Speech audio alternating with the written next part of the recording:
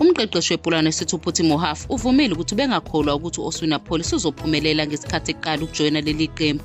U-Police usayiniswe esuka kwi-Pretoria Colours ngoJulayi 2023 futhi usephenduka umdlalo obalulekile eqenjini. Lo mdlalo una-23 uphinde wathola indawo eqenjini likaHugo Broos weBafana Bafana futhi ube yingxenye yeqembu eladla ubhedu ku-Africa Cup of Nations e-Ivory Coast ngo-2023.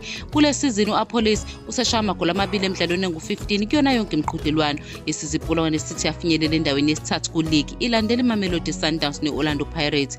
UMohafu uvumile ukuthi ube nokungabaza ngo-Police ekuqaleni kodwa ukushintsha kwesimo somdlali nokuzimisela kube semqoka empumelelweni yakhe.